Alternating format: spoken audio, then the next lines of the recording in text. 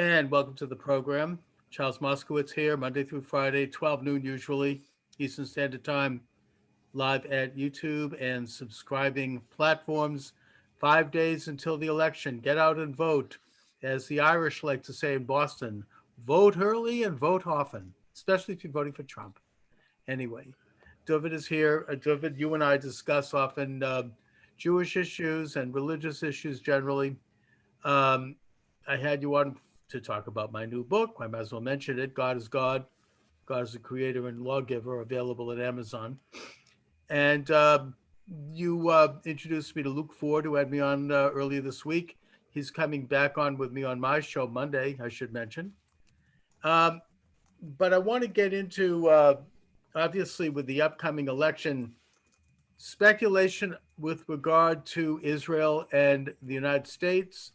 Um, President Trump, by any objective standards, has been a very pro-Israel president, probably the most pro-Israel president since Truman. Um, and he moved the embassy to Jerusalem, and which is something that Congress had authorized in the 1980s, but no president had ever done it. Right after he did it, the New York Times came out with a full-page ad signed by over 100 Jews, Reform rabbis mostly, and Jewish studies professors and others, maybe some non-Jews mixed in, condemning Trump for doing this, saying it's going to lead to war. Well, quite the opposite has happened, as Trump predicted, which is that Israel proceeded to sign, under the auspices of the Trump administration, the Abraham Accords, which resulted in the normalization of relations between Israel, the United Arab Emirates, and Bahrain. Israel also signed a treaty with Kosovo, which is a Muslim state in Europe, and Serbia agreed to move the embassy to Jerusalem. Now they're signing an accord with Sudan, which was an arch enemy of Israel. And more to come. It looks like Saudi Arabia even may be moving in the direction of normalizing relations with Israel. I predict that if President Trump wins, and I pray that he does, then we will see a normalization between Israel and Iran next year. That we may see fruitful negotiations between Israel and the Palestinian Arabs next year. Because what else can they do? There's nowhere else to turn. And moderation is winning out and is proving to take on the high ground, which is something that is unprecedented in our lifetime. I never thought I'd see it. So to me, it has almost a miraculous element to it. David, what do you think? What's going on with relations with Israel?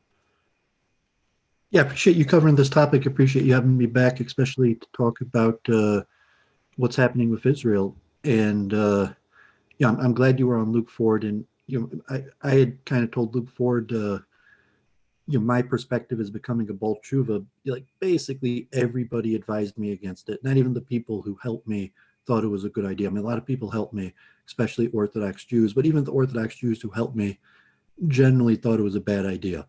And certainly for a convert, say like, did anyone suggest that you convert to Judaism? And say, well, like not really. In fact, almost everyone I spoke to tried to talk me out of it, but say it's the best decision I ever made. Despite that, it's relatively. I love being a Jew. I love being an Orthodox Jew, and it's my mindset. So obviously, me and Charles with some sort of agreement on that. Like we are not surprised by this. Like that's why we're Orthodox Jews, because we generally believe in the Bible and the framework of biblical prophecy. This makes a lot of sense. I'll make the one precursor, if Charles wants to talk about it, we can, is that generally the prophecies include this kind of dire warning that actually all the nations are going to turn together against Israel. Some sort of lead up, if you're saying, oh, this makes sense with the biblical prophecy. However, the biblical prophecies generally point to some sort of false Israel, teaming up with the nations and all the nations turning against Israel, and the true Israel miraculously prevailing, not through military might, but through righteousness and through the help of God's hand. So if you're not taking a religious approach to what's happening, there's still a lot of rationality behind it. And it's just, if you just want to talk about best interests of various parties. But because of the religious nature of Israel, a lot of people look at Israel especially so to say Jews, maybe even Israelis or American Jews, in some sort of utopian religious light, as opposed to the practicality of what is the modern state of Israel, what happened in its formation. Is it possible that we are in fact guilty of war crimes? What's the nature of the current regime? And working with that current regime. So, with a straightforward logic, like Israel is pretty similar to our Middle Eastern neighbors. Netanyahu is pretty similar to a lot of dictators and strongmen. Israel is largely a military state, mandatory military service, in line with a lot of its neighbors. None of these deals are surprising. There's a lot of beef, the question of the Palestinian people, historical conflict, but Trump leading strongmen in world politics is not surprising. That if Trump wins another election, you figure we have a strongman here in the U.S., and Netanyahu, as a strongman of Israel, would team up with the strongmen. Trump himself says this man's a warrior, and saying Obama didn't praise his international partners by describing what great warriors they were. So in that nature, I would say that this will destroy the bubble of what a lot of people in their head think Israel is about, especially American Jews. But I would not be surprised if Trump wins the Republicans and it pushes through. And even one of the heads of the right-wing modern Orthodox yeshivas in Israel is like, do not think this is a good thing. But because a lot of what's behind it is weapons sales and normalization of people that are generally being tried not to be normalized because of human rights abuses and extreme measures of violence and militarism. So someone like me who is pretty familiar with what Israel actually is, and saying I have to work with reality. Like I'm not going to become an anti-Semite just because I see on the ground the facts of what's the current situation in Israel. And Charles is a scholar who's looked into it and probably knows pretty well the facts, even if he might sound a little bit like Hasbora, but it's like a relative to what's the current situation of the norms of humanity that you're comparing Israel to. But I'm going to agree with you. I think Trump is probably going to win by a landslide, despite what the media is telling us. The Republicans might even do well, and probably these nations will fall in line and make a deal with Israel. But honestly, I'm still going to go with the biblical prophecies that it's not going to work out, and eventually all the nations will turn against Israel. And I could give practical, logical reasons for it. And on a certain level, it's like, yes, Israel is winning. We win another one. But like if you're a warrior on the battlefield, like people might be cheering on your kills, but at a certain point, it's like, no, like we're not going to get away with this. Even though it appears that we're winning, karma is a factor, and we really are committing war crimes, and we're teaming up with other people who are committing war crimes, and it's not going to end well. Well, first of all, before I get into a question for you about biblical understanding of Israel, I just want to point out that Israel is acting in a moral way by defending the lives and the property of its own people, of its own men, women, and children, of its own Holocaust survivors. They don't have to explain that. Any sovereign nation does that, just like any individual does it. When you lock the door to your house, you're protecting your family. Animals do this. You don't invade a bird's nest or a beaver's dam. It's natural. This is the normal element of what Israel is. It's a society that seeks to protect itself and has a moral obligation to do that. So they don't need to explain it. They're not out to try to conquer the world or conquer their neighbors. They're there to defend themselves against the genocidal designs of those who want to wipe them out. So if there's going to be a war, as far as Israel goes, it has been and is largely a defensive war. Now, as far as the biblical ideas go, you say that the nations will basically gang up against Israel and that there is something, and then there will be another Israel, like a true Israel. Now, I think that that is more of a Christian thing. I don't think that that's in, what Christians call the Old Testament, what we call the Tanakh. No, no, all Um, that comes straight from the Hebrew prophets, like Jeremiah, Isaiah, Daniel. Almost every single one of the Hebrew biblical prophets has this sort of concept of this first fake coming and then a second recoming that's most pronounced in Christianity, specifically the Book of Revelations. But the Book of Revelations is largely based on Hebrew scripture. So, well, let me just also take issue with you there, Dooovid, and I'm by no means a biblical scholar. I know you are more so.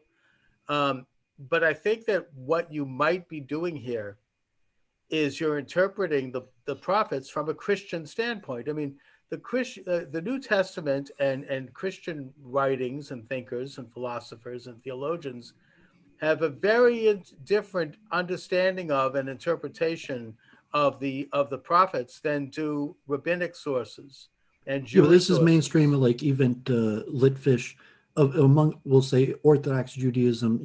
The most might be the Satmar Rebbe, who the Satmar Rebbe said it is the Zionist Israeli regime that will be the so to say false Messiah. But even mainstream, almost all Kabbalistic spiritual sources mention the nations gathering around some sort of fake righteousness, the Erev Rav. It's not a Christian idea, like the Lubavitch Rebbe, the Satmar Rebbe, all the major Well, rabbis talk yeah, I about don't know this. if I don't know if I agree with you on that. I think the mainstream regular rabbis, all the way from the time of antiquity right up through Rashi and Maimonides and on till today, I don't know if they see it that way. You might have, obviously, in Judaism, you have vast differences of opinion. The concept of the era of Rav comes from the Torah, which is the what the English translation calls the mixed multitudes, and what they were Egyptians, basically, who, when Moses led the Israelites, the Bnei Israel, out of bondage, they came along. They said, "Oh, this is miraculous. These people are amazing. Let's go with them, and let's tie our future in with them." And but they were not children of Israel, and that, according to many rabbinic sources, they have always served as a somewhat of a subversive element within Judaism. I mean, there are even a few references to them at the foot of Sinai being involved in instigating the golden calf and trying to move the children of Israel away from God and away from faith, and basically down into the depths of idol worship. And that some rabbis have speculated that this same element has always existed within Judaism Yeah, the in sages every don't use the generation. expression false Messiah. The sages use the expression Erev Rav, but the concept that at the end of days, what it looks like to be the winning team is really going to be the losing team is in fact the majority opinion Okay. of the sages. Well, that's a And if you debate. want to It's a put it into like a debate. false Messiah, that's not what the sages say. The Well, I didn't sages bring up talk false about the messiah. well, I mean, Although I, if you're saying the way I phrased it, the sages almost universally, and it comes from the Torah, the prophets, that there's going to be some sort of false leadership that overtakes the masses, and the masses are going to think that this false leadership is what's leading to the redemption, and then it'll be revealed that this false leadership is actually the false leadership, and the true righteous people will emerge. And saying that's more, because conservative and reform Judaism, that's the first thing they ask from our tradition. But the well, Orthodox, look, you could argue this. I mean, I've argued this, that there is an element within Judaism that is false and that is trying to move away from God and move away from the Torah and basically become like the other nations. We can look at the history. I mean, I've written on this. I mean, so I'm there's a saying history. Jewish prophecy 101 is that false force that you're talking about to the majority of humanity will appear to be the messianic force that's going to bring an Well, end it to it already is. all. It already is appearing in that way. It's called Yeah, so to communism. me that's just Judaism 101. That's the Well, yeah, way but the our point is sages that designed this, say that God designed the system to work. we can say that that false element has always appeared in every generation. I mean, it's from the Yeah, I'm time of saying the God designed, if you're a believing Orthodox Jew, God factually designed the world to operate in that way. It's okay. factually how the I, world I I operates. I could understand that. I mean, look, the days of the judges, right up through the kingdom, right up through the Second Commonwealth, right up through Shabtai Zvi. We could go. Every generation has seen false maybe you could call it the Erev Rav, the mixed multitude showing its nature, and that it is certainly part of Judaism today. It is a subversive part of Judaism. Now, where you and I might part company is whether or not it is that element that holds the high ground in Israel. I say it does not. I say that Israel is a holy state. Israel, even if you're a secular Jew, Israel is the fulfillment of the Torah. It is worthy of the mantle of being holy. I disagree with some of the ultra orthodox rabbis on that, and I've debated them. Israel is very much in accord to the degree that it's humanly possible with the Torah. We are human beings. We're not gods. We are in the image of God. So we're not going to be perfect. We never will be perfect, not until the coming of the Messiah. And even then, I don't know what that means. But the point is that with all of our imperfections and our sin and our falling away in that context, Israel is a holy state. It is a dynamic society, both in religious terms and secular terms. And so I want to talk a little bit, though, about the realpolitik and the development of peace. I mean, I don't think that it's simply a matter of strong men getting together and trading arms with each other. I mean, maybe there's part of And that. turning a blind eye on war crimes. I mean, you might as well say the argument for the opposite side full straight out. No, I don't think they're turning a blind eye on war crimes. I think they're addressing war crimes. They're stopping potential war crimes by forming an alliance. None of these states, again, are perfect. But, to my way of thinking, the war crimes are emanating right now out of Iran and their proxies.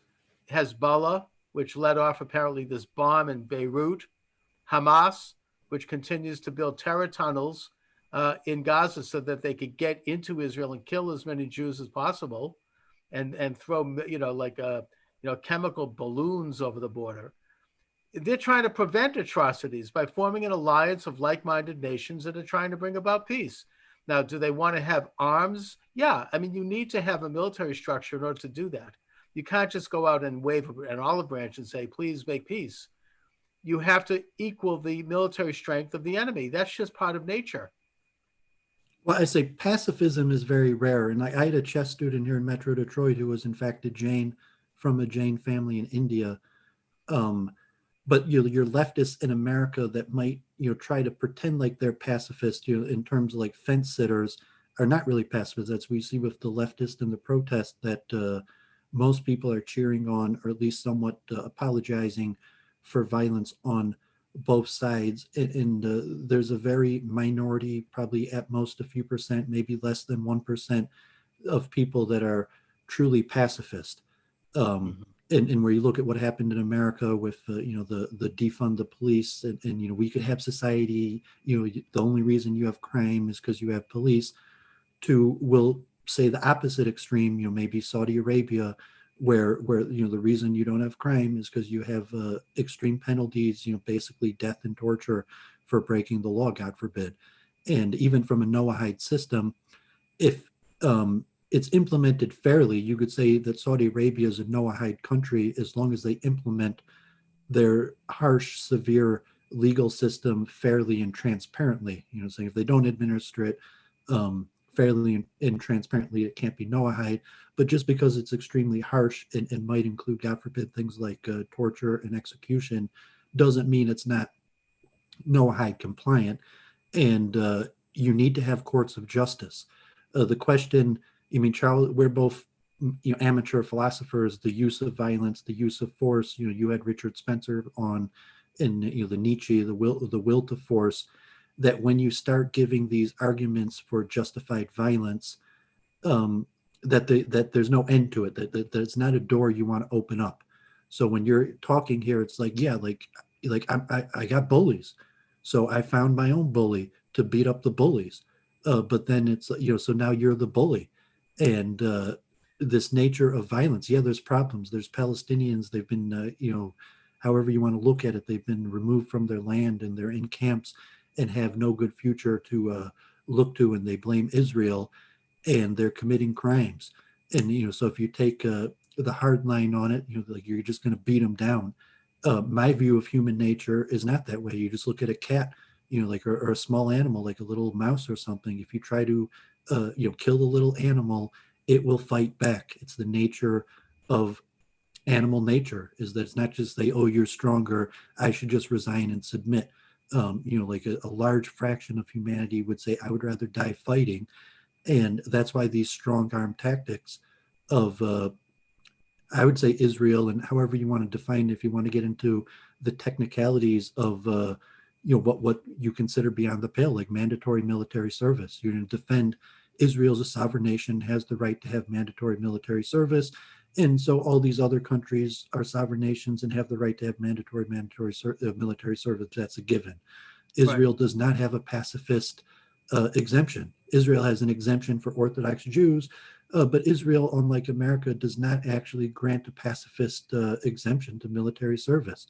And you could go on and on in terms of questionable utopian uses of force that Israel's doing. And if you want to take the Hasbara offense, like, you need an objective judge who's going to judge Israel guilty that has less guilt than Israel. And if you say, I don't think anyone has less guilt than Israel. So if all the nations come up and they say Israel is guilty, and then Hashem reverses the guilt and says, well, actually, according to an objective standard, Israel's actually the least guilty of the nations, does not change the fact from an objective standard that these deals are generally not the direction that people in the West wanted the Middle East to go into.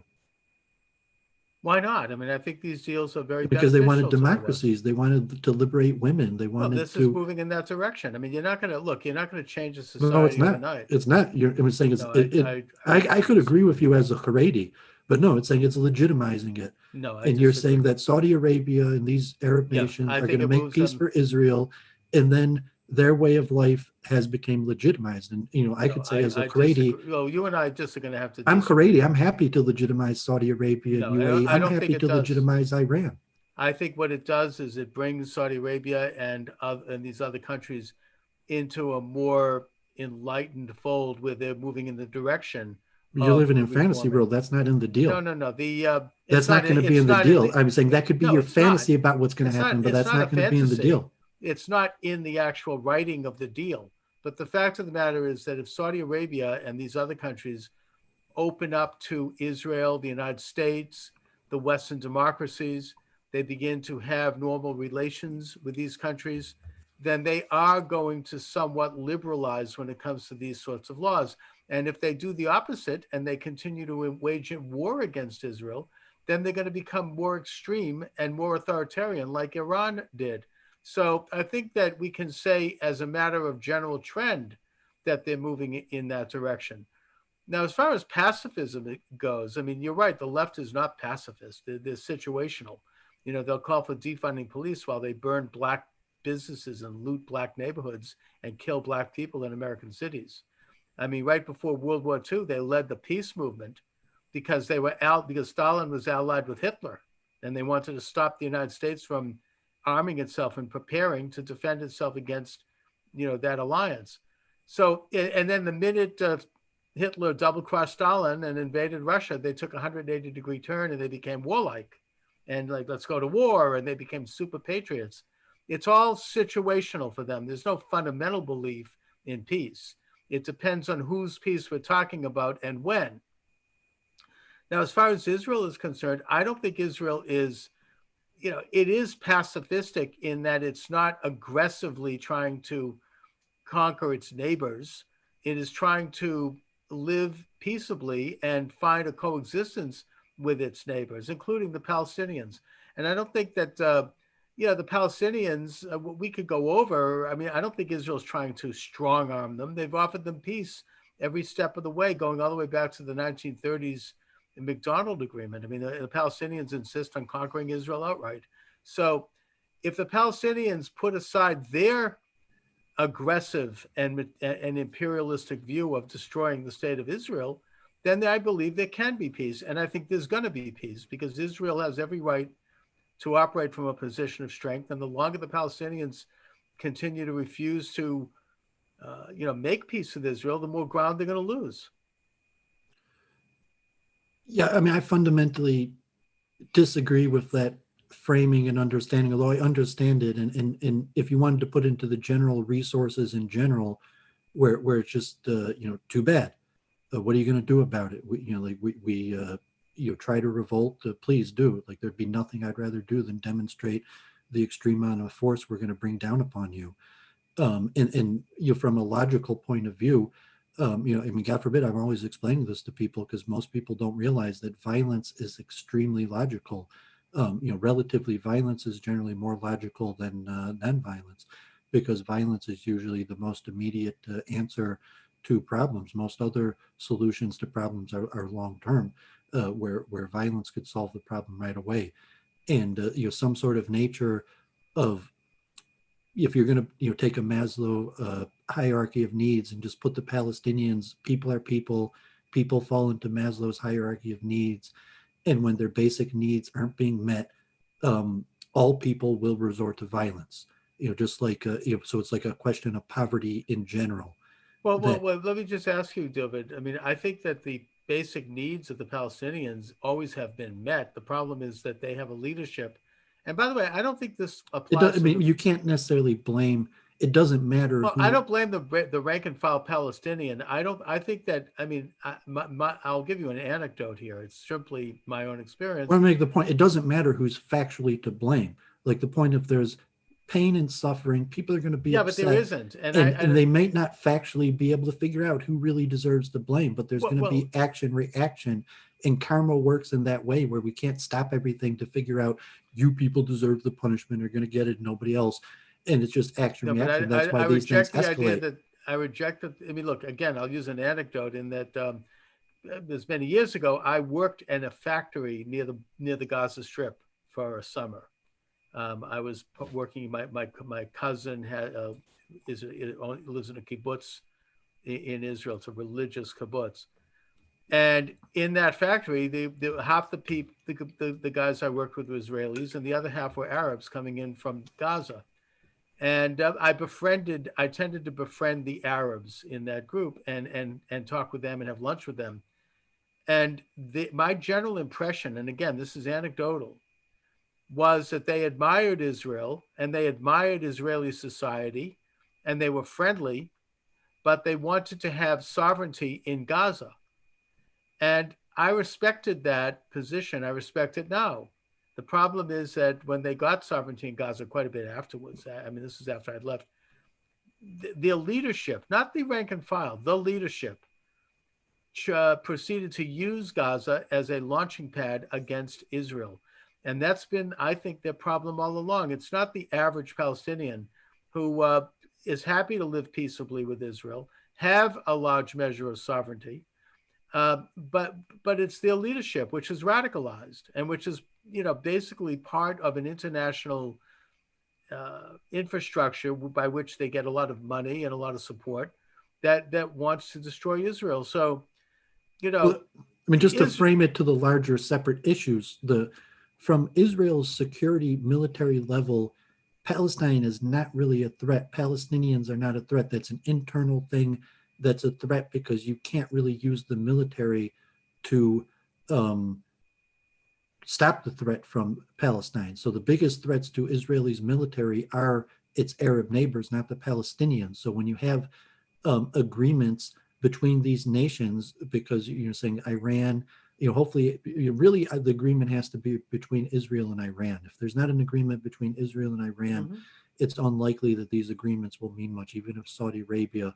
But if Israel gets Iran, there could be some sort of new agreement in some sort of Pax Middle East that includes Israel. That's just an agreement. The major nations and militaries won't attack each other. But at the same time, then places like Israel are more likely to use their military where they currently can't use their military, like on the Palestinians. And so you look at the issue, from the pure level of violence, Palestinians, God forbid, the threat is because we can't use violence against them because eventually they're going to be our neighbors and fellow citizens in the same nation. And I mean, really, it's like the one-state solution, that anything that doesn't give Palestinians full equal citizenships in whatever form there is probably going to be untenable to them. So whatever you create there I always said that to Israelis, like at the end of the day, you're going to have to give all Palestinian citizenship. I don't see any No, I other. think the Israelis recognize that. And I don't think Israel is going to be free to engage in military actions against the Palestinians because of these agreements. Because if anything, they would be more careful about that because they don't want to abrogate those agreements, firstly. And secondly, the only way Israel would engage in military action as a last resort is if you have a situation where the Palestinians are engaging in war. I mean, the Gaza is a good example. They fired 6,000 missiles into Israel. Eventually, Israel had enough, and they had to go in and stop the people who were firing missiles, and did so. So I don't think that I think they would prefer not to do that.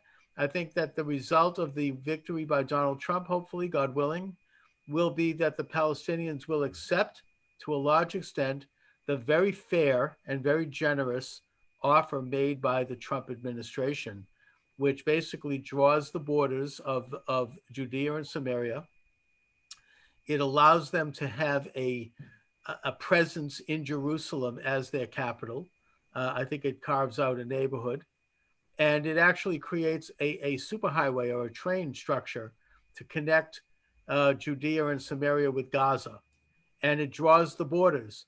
To my way of thinking, that is better than they could possibly ever expect, or any nation could expect that had been defeated. Let's not forget the Was like Israel Palestinians. only does well. I mean, in a realistic picture, Israel only does well when what you're talking about includes to Iran. When you have some sort of united Arab confederate that includes Israel, and you start building roads and infrastructure that contains the whole Middle East, and like only at that point Well, will I mean, Israel. it's a matter of stages. I mean, I think that if again, firstly, if Trump's reelected, secondly, if Israel normalizes relations with the Saudis and with the other nations, and it does look like it's moving in that direction, then the Palestinians are really going to have nowhere else to turn. They're going to accept Well, I mean, because wait a minute, Palestine has Let nothing me to just do with finish my this. thought. This is the stage three will be that they will accept the Trump administration's very generous offer. And then Iran will have no other place to turn but to start to normalize. Yeah, I don't I think mean, Palestine maybe has I'm anything to talking do with as these a agreements. I pipe think dream all of here. these agreements will at most have a few sentences about a direction of Palestine. No, I think And that, Israel has an interest in, and the Palestinians have an well, interest obviously, but in. these deals coming with No, Trump, they're at, peace agreements between Israel and these other nations. But you I know, do just going to think open up trade and travel no, and I for. think it does bear on that because Israel and the Palestinians. First of all, the Palestinians feel like they're back to the corner because the more Arab and Muslim nations that recognize and normalize with Israel, the less leverage they have. And at the same time, Israel is backed into a corner because if a conflict flares up between them and the Palestinians, that could endanger these fragile relations. So I think both sides are going to have their own interest in coming to an accord. Now, that's my theory. What do I know? I'm just some schmuck here in Boston. I don't, but, I mean, I'd say as financially, this is part of a larger pivot east, in that you see Europe basically has almost no power anymore. Organizations like the EU and the United Nations are you basically completely powerless.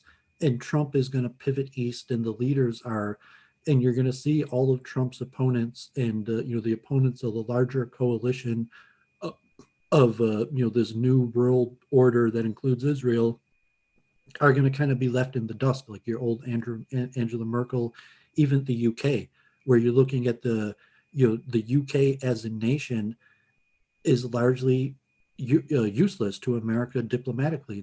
Like even to deal with what Iran, I mean, it's not we're completely talking about useless. new international power blocks and trading blocks, and there are actually some very interesting things going on there because the I was United saying Kingdom. the big loser here is actually Europe in these Yes, deals I agree. with Israel, But the and United that's why the Kingdom, election it hinges on Trump winning.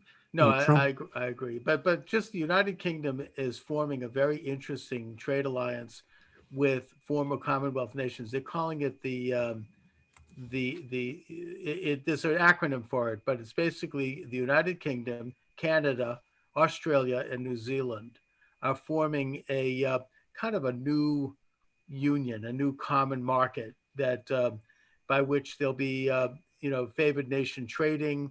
There'll be a lowering of any tariffs and a lowering of diplomatic, passports, and a kind of a block that I think is going to be quite powerful and that's going to counter the crumbling European Union.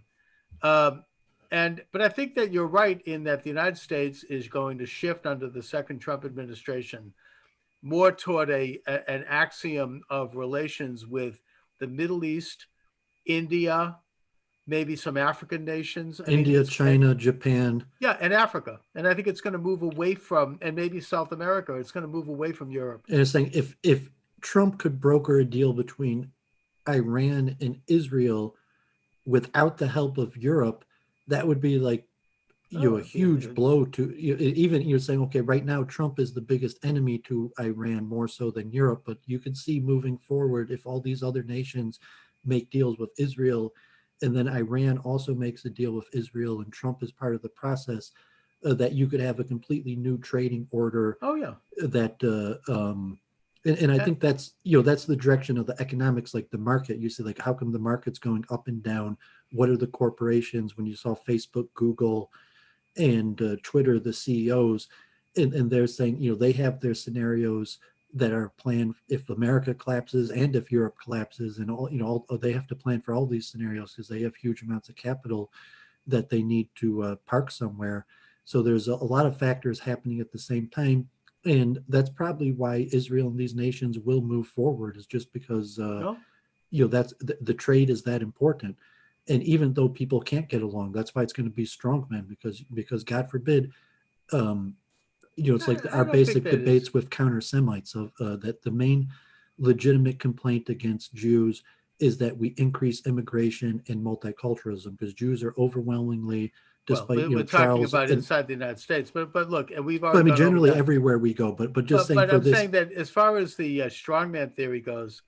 But I'm just going to tie that into the multiculturalism and immigration. Right. Is that when you have a working economy, you need strongmen to stop crime. So if you have a bunch of different people in multiculturalism, in fact, causes a lack of social cohesion, and lack of social cohesion is likely to result in increased crime. So you bring in strongmen where you could keep the economic ties, you could keep, so to say, the important things going. But the only reason why, people aren't, revolting and picking up in the street is because of these strongmen who are going to put you down hard if you do. Well, first of all, as far as the strongman theory goes in the Middle East, I don't think that it's really that. I think it's the average Saudi Arabian, the average Iranian. I think that they have nothing against Israel and they'd like to make peace with Israel. I mean, just like the average Palestinian admires Israel. They're very Israelized in many ways. Well, I'll tell you fact, like I tell them, fact up is we're going to rebuild the temple and you're going to help us. That's what the Lubavitch Rebbe said. So it's like, not only, are they going to make peace with us? They're going to help us rebuild the temple. I believe that. I mean, I think that if you take a look at, well, we're getting into a religious question here, but if you look at the way the first temple was built under King Solomon, who did he rely on to help him build that temple? The Phoenicians, right? The Sidonians, they call them in the Bible. They're the Arabs. That's right. Hiram of Tyre. Hiram of Tyre, and Hiram Abiff was a builder. He had a Jewish wife, I understand. Half-blood. But exactly. But he was he was the main architect. They brought the King Hiram of Tyre brought cedars in from Lebanon and builders. And, it was a combined joint effort, and it was both physical and spiritual between the king of Israel and the king of the Phoenicians. And I think that there was going to be that same dynamic in the building of the new temple. It's going to be between Israel and the Arabs are going to do it. Muslims and Jews are going to do it. When the Haredim are going to be the biggest benefactors, and Israel will shift more and more Haredi, because factually, the Haredim have a lifestyle that's much more comparable to what you see in Arab nations. I always said, like, Jerusalem should be like Mecca.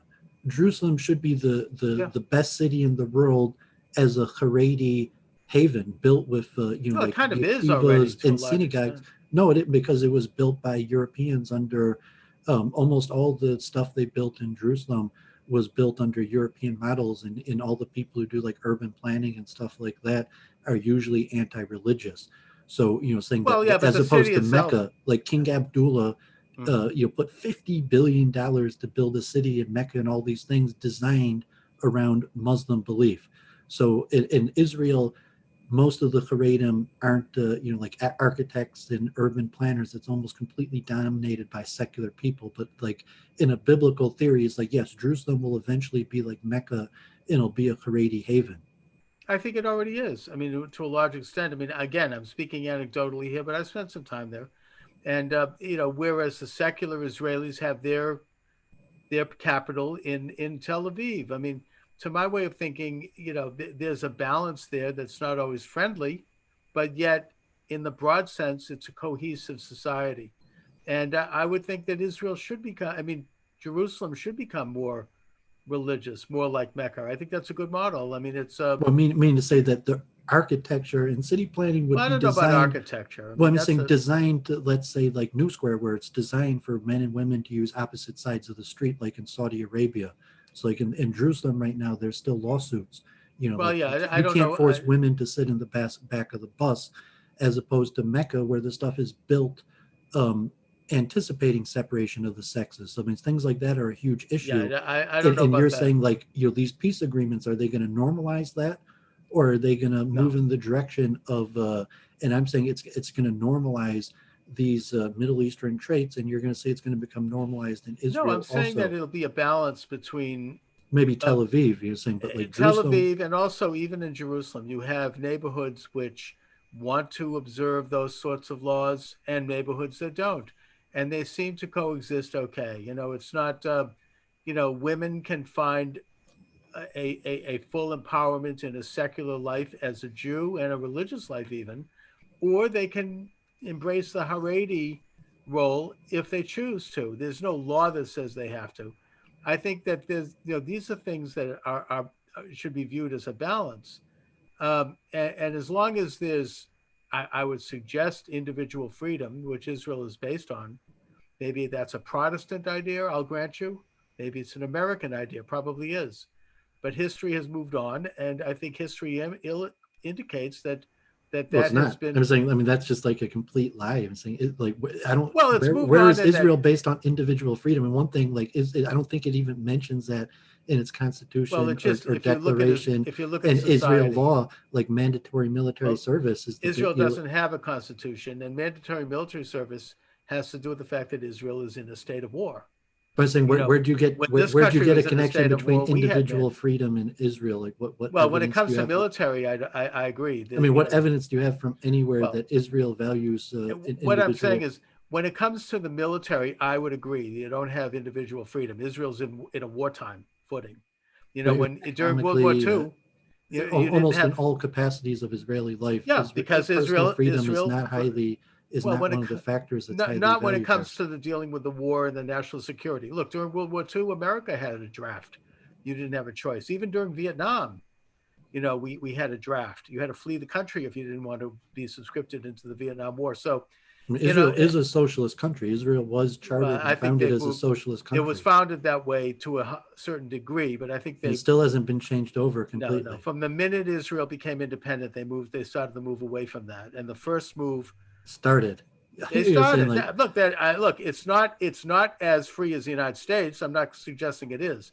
I well, don't you're think making any the point country that is. you as an American Jew have a fantasy about what you want Israel to be to correspond to your No, no, dissonance, no. as I opposed don't to think what that. Israel actually is, Look, I and don't the have and any the Israel that illusions. actually is the one that's going to be making these agreements with the Middle Fine, Eastern partners, and not I the don't have Israel any you want illusions Israel to about. be. I look. I don't have Israel is its own country. It's not the United States. It's a Jewish state, and it does have largely a socialistic system. I mean, I don't deny that. I'm saying that in its own context, though, I would suggest that it's moving in the direction of freedoms within an Israeli context, just And I'm like the suggesting the Arab opposite. states I'm suggesting that are the moving in a Haredim are going to direction. inherit and be in charge of Israel.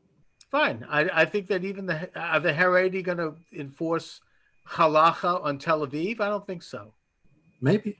I Maybe. doubt I it. mean, like the deal, it's going to be like Saudi No, they Arabia and have these are Middle Eastern no. I don't. partners. I don't think so. And I think that look. I think Ben Gurion came up with what's called the status quo agreement with the chief rabbi Cook in the 1930s, where the religious would have certain authority over certain elements of life, and the secular would have theirs.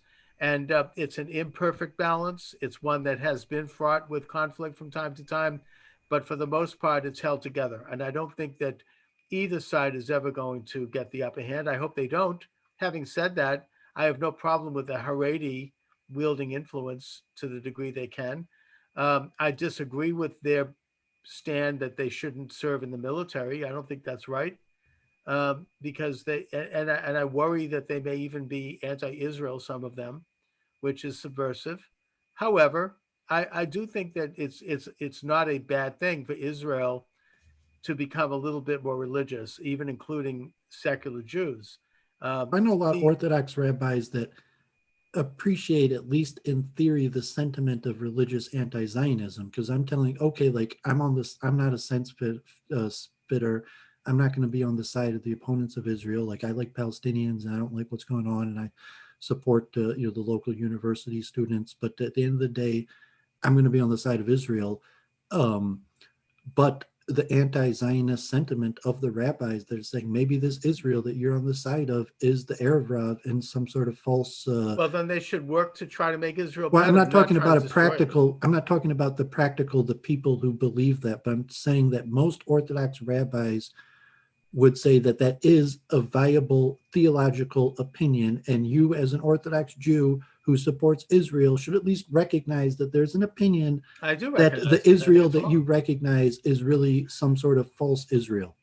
I recognize that that's their opinion. I think they're But I approaching. recognize that that's a viable theological opinion, Well, and maybe that's not the school you're part of, and you might have problems all in right. dealing with those Let's people, but put it. that's a viable, and it's beneficial to you yourself, that you, as a person who loves Israel, it's beneficial to keep in mind that viewpoint, that maybe the Israel you believe in is, this false Well, prophet that's going to come let's down. put it this way, Dooovid. I mean, it's a viable opinion, but the approach that they take is not viable. In that they should work to try to improve Israel, because the fact is that history has certain landmark events that change things. One of those landmark events was actually, not to get into this too much, but was the ministry of Jesus, who became the Christ for his followers. Another landmark event was the Declaration of Independence of 1776. We could look at other landmark events, both positive and negative. And the foundation of the State of Israel was a landmark event in Jewish history and faith. Now, if they want to say that it's a false Israel, that it's not really religious, that it's run by the Erev Rav, fine. I respect that.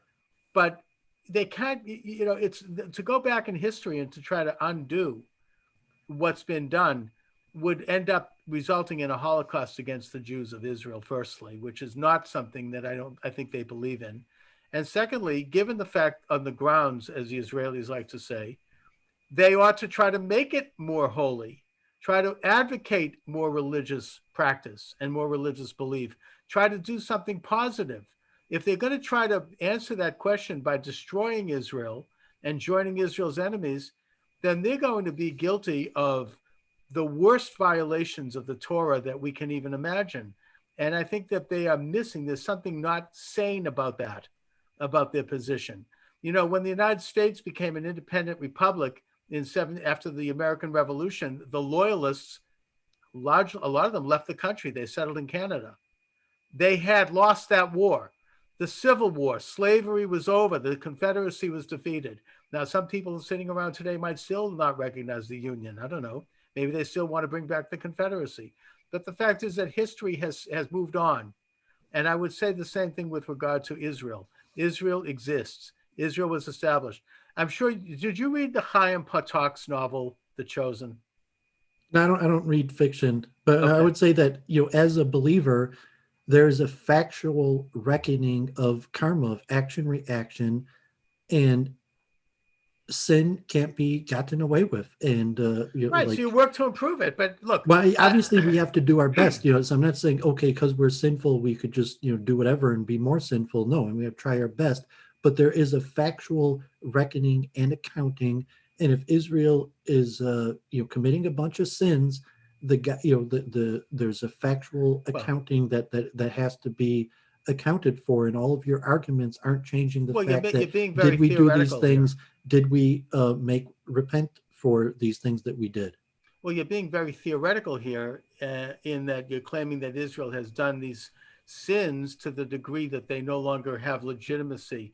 I would argue that has I not didn't say happened. that they, because you're using hyperbole or straw man. I didn't say that they no longer had legitimacy. That I said that there is factual, there will be factual negative consequences to these actions. I didn't say that means we no If longer they have perform them. legitimacy, but like, no, we can't commit these crimes and get away with it. Something No, bad is look, going to happen to us. If Israel commits crimes, then they should be held accountable for it. I would suggest that they have not committed crimes to the level that it calls into question their legitimacy. Like the regime of Hitler committed crimes that brought it to the level which called it into its legitimacy, and it was destroyed. Israel has not done that. Israel is not that. Yes, there are crimes. Yes, there are mistakes. But for the most part, Israel has proven to be a moral, vital society. It's not at all in that realm.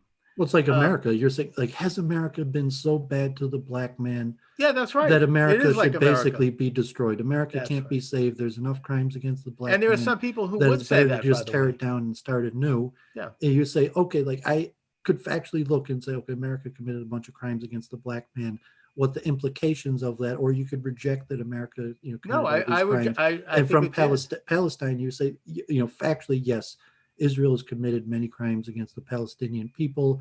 What that Some implies crimes. to its legitimacy, how we're going to make a compensation on that, and my general conclusion is that eventually, whatever is there, Palestinians are going to be full equal citizens of it, and Right. but I that's not agree, the, but that ultimately. yeah, but like 90, like very few Israelis agree with that. Like I No, no, think no. I think if the so. Me Palestinians and you want to, both agree on no, something that we most do. Israelis don't agree about. They No, I don't mean, agree I that think that, Palestinians are eventually going to have full well, equal part of whatever they have. what about the Trump Palestinian agreement? It recognizes a sovereign, not a completely sovereign, but a sovereign Palestinian state in Judea and Samaria and Gaza.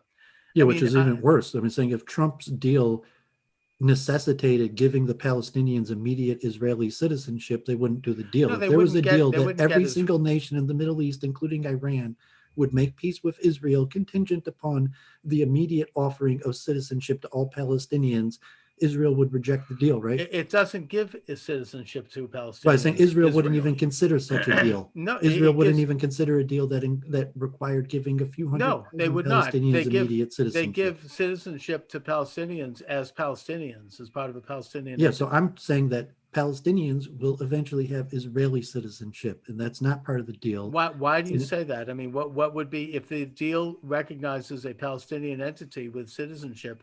That's not Israeli citizenship. That's Palestinian citizenship. no, I mean that's what the deal says, and I mean basically they're just pushing it off, and there's basically only a few sentences Well, about maintaining the you don't status think quo. that the I'm saying Palestinian. something different. I'm saying, I'm basically a one-stater. I'm saying that eventually whatever is there is going to have fully equal citizenships between Israelis and Palestinians. Maybe the old Indian idea going back, to 1947, where it's one nation with two states, but it's not going to be two nations. Maybe it'll be one nation All right, look, with we don't know. two states. But We that's my just estimating look, you and of I, predicting. David, But I'm saying like very few you people and in I Israel agree that. agree on that Well, that's we going to agree happen. that something has to be done. I mean, we're There's talking like about Peter two. Beinart. I was where Peter Beinart was 15 years ago. Peter Beinart, just in the last I know half a who it is. year, decides that he no longer supports the two state and now favors a one state. So, like I was Yeah, saying which that is not 15 years Israel. ago. Yeah, the one state he favors is not Israel.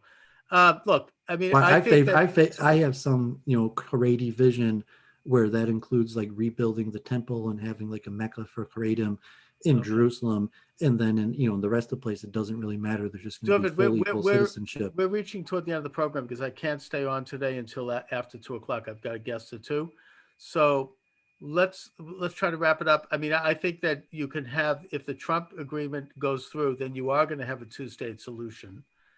There will be a relatively sovereign Palestinian state. When I say relative, that doesn't mean they can develop nuclear bombs. I mean, they can't build an army. They can't have certain alliances with enemies, but they will have a very large measure of autonomy over their own lives, which I think is a good thing. The other solution is a one-state solution, and the way I think that would work out would be that the Palestinian Arabs would be offered citizenship to Israel, but they would have to undergo a process of loyalty that would take about a year. Who was the mayor of Shiloh who talked about this? I mean, I forget his name. I've had him on my show a few times. I'm embarrassed to say I don't remember his name, but yeah, I watched that episode. I forget also. yeah, but a good guy. I mean, that basically what would happen would be there would be a year of training and a year of, acclimation to loyalty to Israel. I would even suggest that it might be an interesting thing for them to consider conversion to Judaism. Frankly, I don't know if that would ever happen, but in order to really participate in the Israeli society and experience, why not be a Jew? I mean, a lot of them have Because Jewish Judaism is ancestry. going to be, because I'm saying Judaism will be Haredism, that there's not going to be All really right, a but Judaism they don't separate than necessarily. Haredism. Well, maybe that's another subject. The point is that they have Jewish ancestry, many of them genetically. There was a point where their ancestors became Muslims. Maybe they might consider coming back. I mean, like I'm the putting a point like Samaritans. either Charles Moskowitz like grows payas and becomes a Haredi, No, no, or no, no. he's basically living in the same neighborhood with the Palestinians. No, I don't think that all Jews are going to become Haredi, firstly. I think the Haredi are going to always be a vital part of Judaism, but no. I don't see like Netanyahu growing payas anytime soon. Anyways, but Dooovid, Your we're next guest, sort of just anyone watching or curious who your next. my next guest actually is Bruce Hartman, who is a Christian thinker and theologian who's talking about the assault on Christianity in the United States and how it was manifested by the nomination of Amy Coney Barrett to the Supreme Court. And let me just tell you, he's got what is, let me just see, he's religion and political analyst, Dr. Bruce Hartman. He's the author of Spend a Year with Jesus, an inspirational journey of finding Jesus and faith. So I'm taking a little bit of a turn. It's an interesting day here at the Moscowitz show, I'll tell you. And then in the third segment, I'm having Alex Newman from the New American Magazine, who was nice enough to write a review of my book. And he's talking about the election and about American sovereignty. So Awesome. We'll try to catch that. Hopefully next week after the election, we'll have some interesting updates. Like if Trump wins, I wouldn't be surprised if these deals get signed instantly. God willing, get out and vote for Trump. Vote early and vote often, as the Irish like to say. All right, Dooovid, listen, you want to let people know where they can look at your YouTube channel? Yeah, I'm Dooovid on social media. So anyone probably watching, you find me easily. Although if you want to hear me talking about these topics, I don't really talk about them much on my own channel. So tune in Thursdays for me and Chuck, where we talk about Jewish theology and politics mixed together with other interesting things. Excellent. All right, Dooovid, thanks a lot as always. Talk to you soon.